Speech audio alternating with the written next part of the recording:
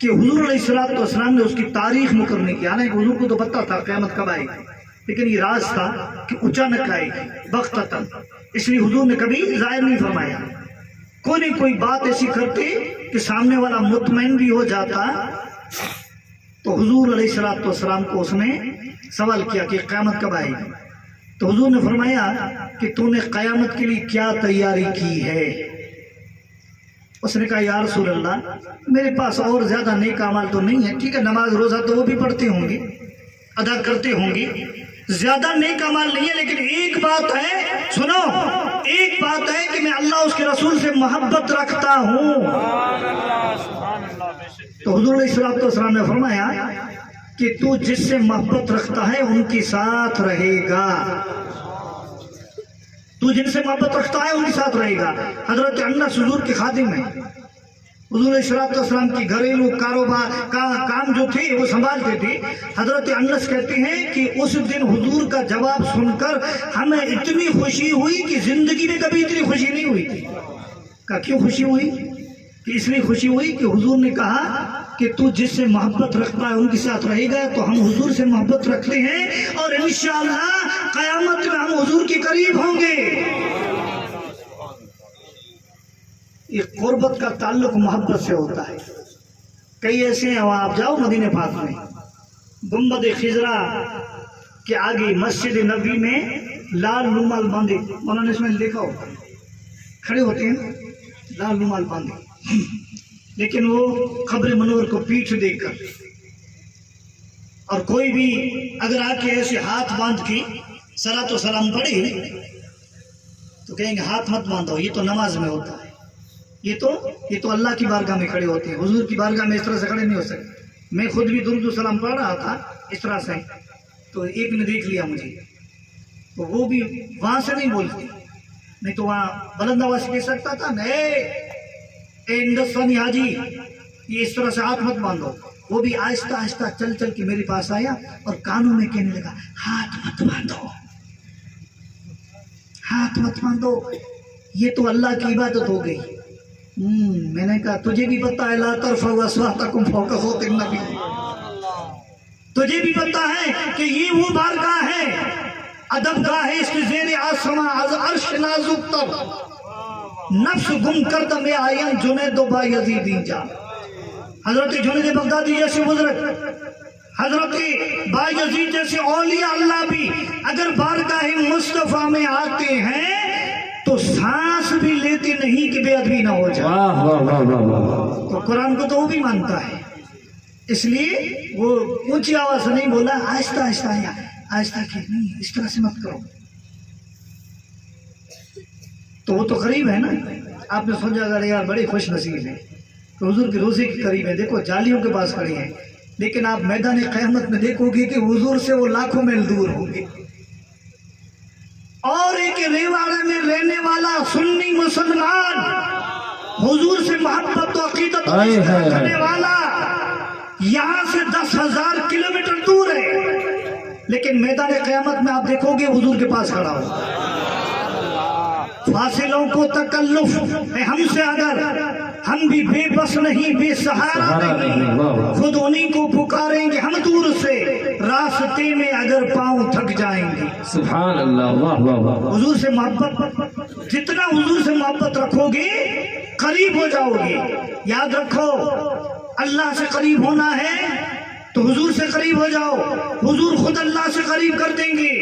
اگر اللہ سے قریب ہونا ہے، اگر حضور کے پاس نہ پہنچے، محبت میں، عشق میں، اطاعت میں، حضور کی سنتوں پہ عمل کرتے ہوئے اگر حضور کا قرب حاصل نہ ہوا تو نمازیں بیکار، عبادتیں بیکار، روزہ بیکار، حج بیکار۔ تم نے سنا ہے حضور نے جب قیامت سے پہلے آنے والے فرقے کا بیان کیا، یہ ہمارے علماء بیٹھے ہوئے ان سے پوچھو کیا بیان کیا؟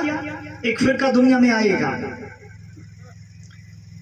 ہر دور میں اس کا نام بدلتا جائے گا، پہلے خارجی، پھر اس کے بعد معتزلہ، پھر یہ بنے نجدی، پھر ہندوستان میں آ کے بن گئے وہابی، عبد الوہاب نجدی کے زمانے میں وہابی، پھر یہاں کے بن گئے تبلیغی، ہے نا؟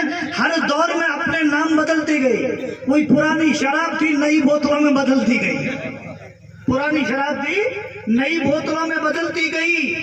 इस तरह से नमाजें तो ये भी पढ़ते हैं, हदीस पाक में आया है कि नमाजें इतनी पढ़ेंगी कि तुम्हारी नमाजें तो कुछ नहीं।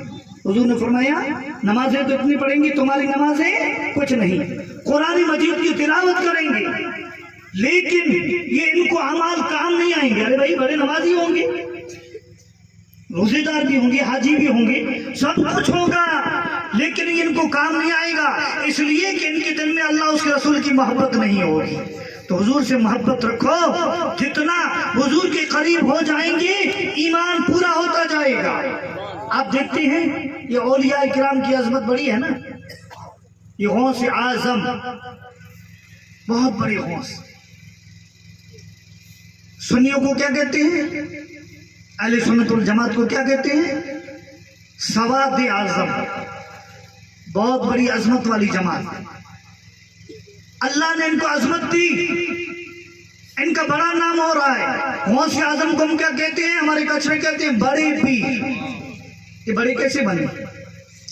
अब देखो एक चिराग जलता होगा ना, एक दिया जलता होगा, चिराग जलता होगा, आप जितना चिराग के करीब होंगे आपका साया बड़ा नजर आएगा। देखा है आपने कभी दिए के आगे खड़े हो जाएं और आपका साया होगा ना, जितना आप करीब होंगे आपका साया बड़ा होगा, और जितना आप दूर होते जाएंगे साया कम होता जाएगा, घटता जाएगा। बिल्कुल दूर निकल गए तो साया भी गुम।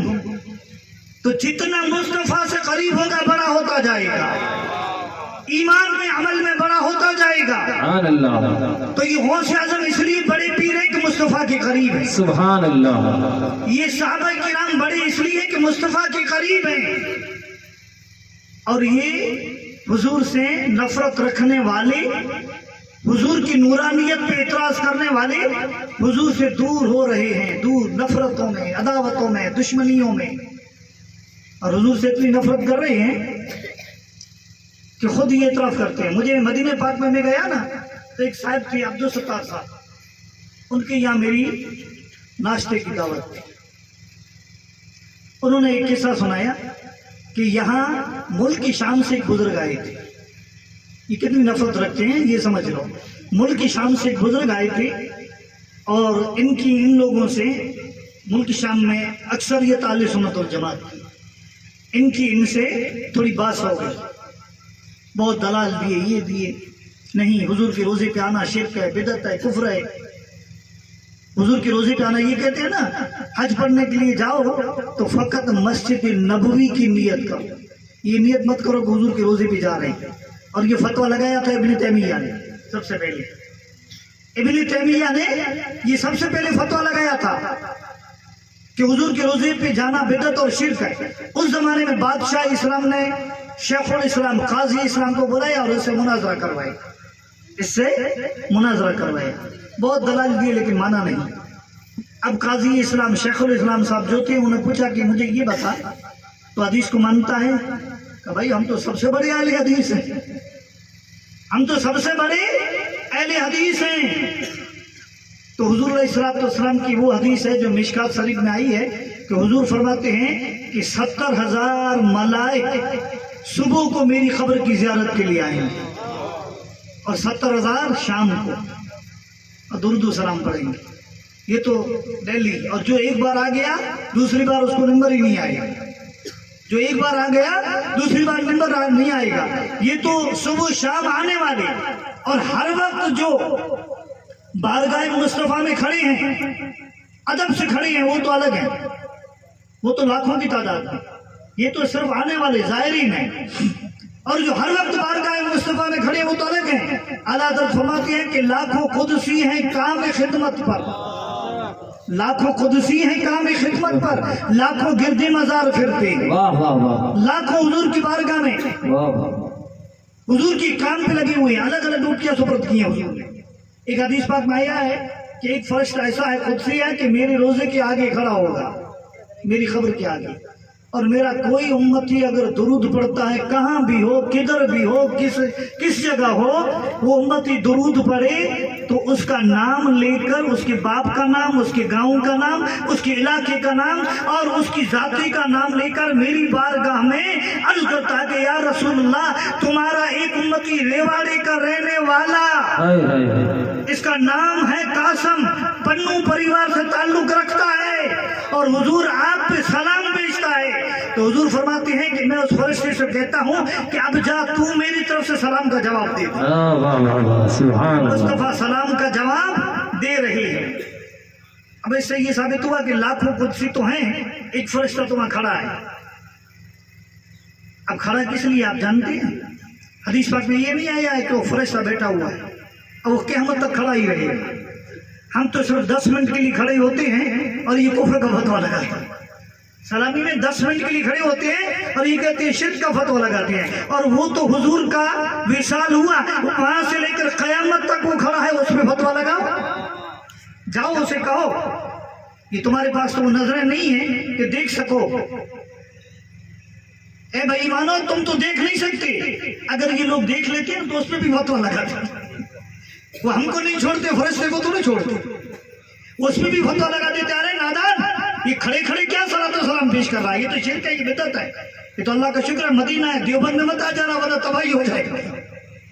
یہ تو مدینہ ہے، دیوبند میں آ جائے گا تو فتووں کی بندوق شروع ہو جائے گی، گن مشین شروع ہو جائے گا۔ فرشتہ کھڑا ہے۔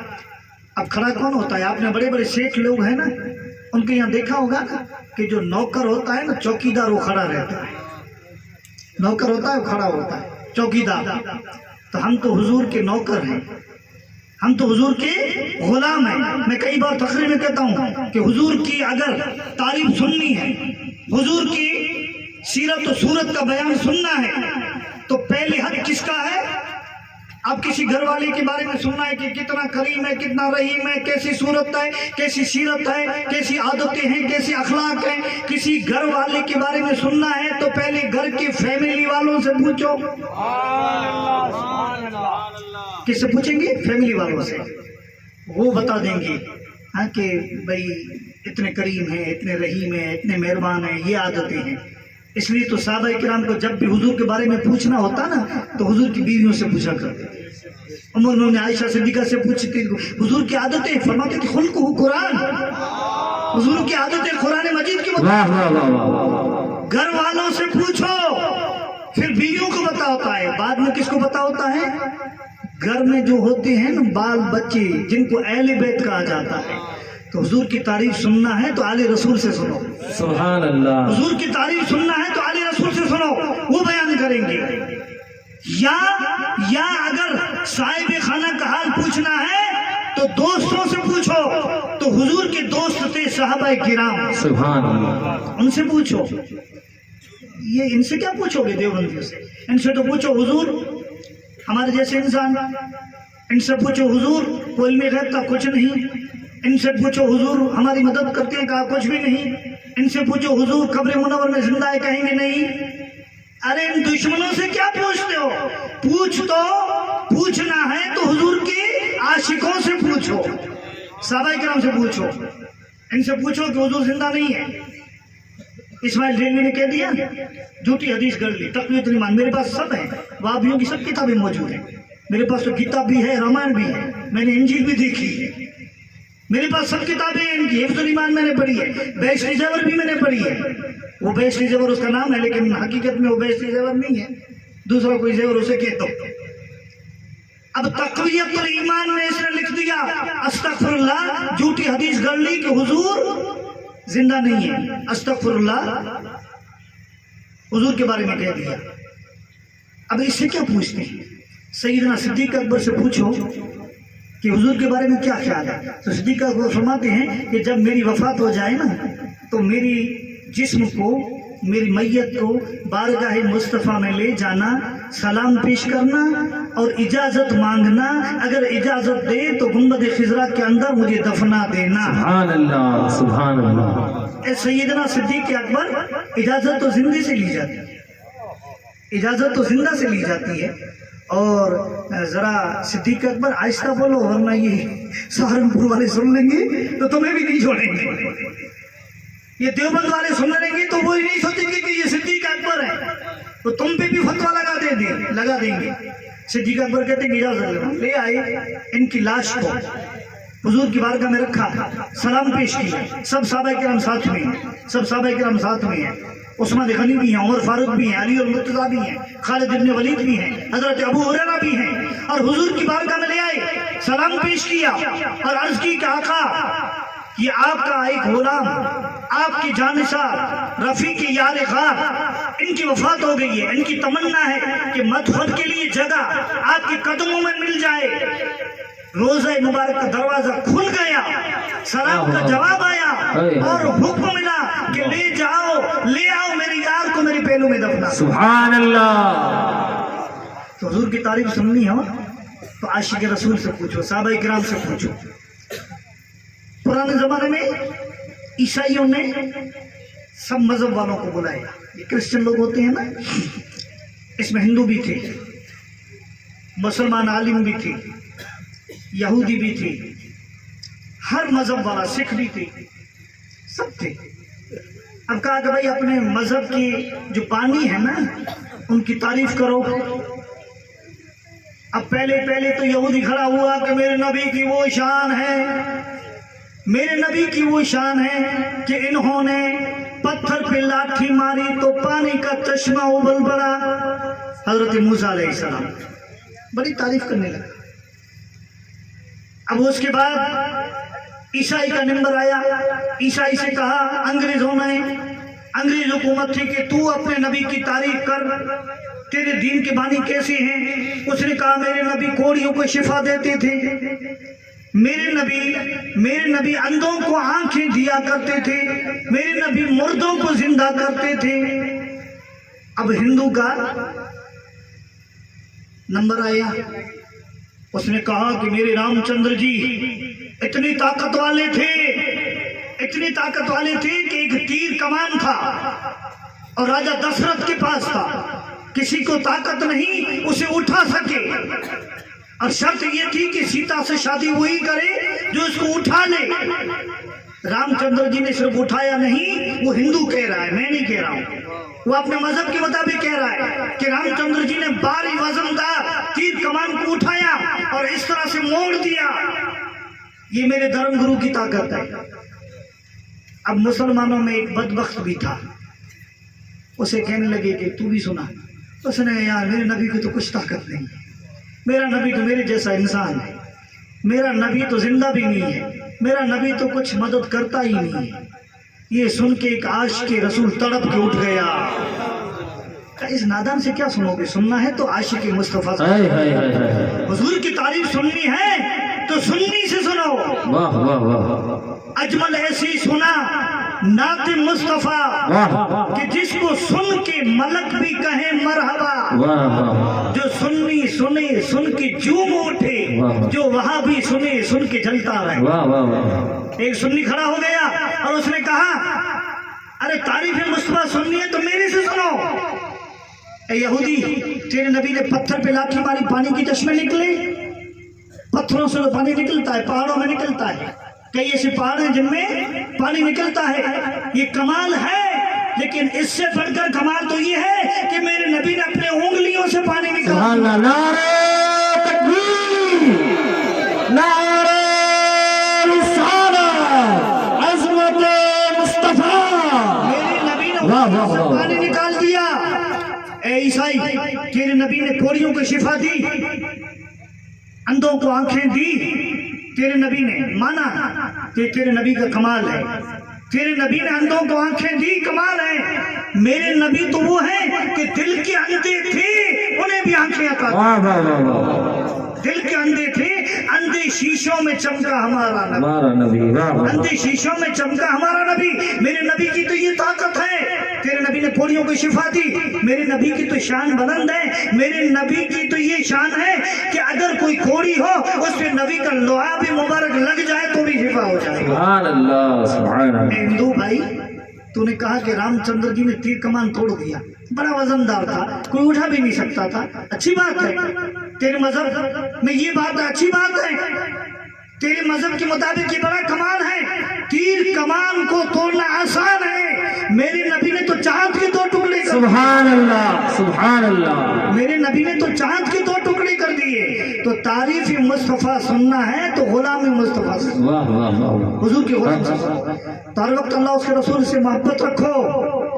اور آپ جانتے ہیں یہ قرآن مجید ہے نا، اس کی تفسیر کئی لوگوں نے کی، لیکن جایا ووجدک ضالا فہدا کیا لکھ دیا؟ استغفر اللہ. اے نبی تم گمراہ تھے، تم کو ہدایت تھی. نبی کبھی گمراہ ہوتا ہی نہیں.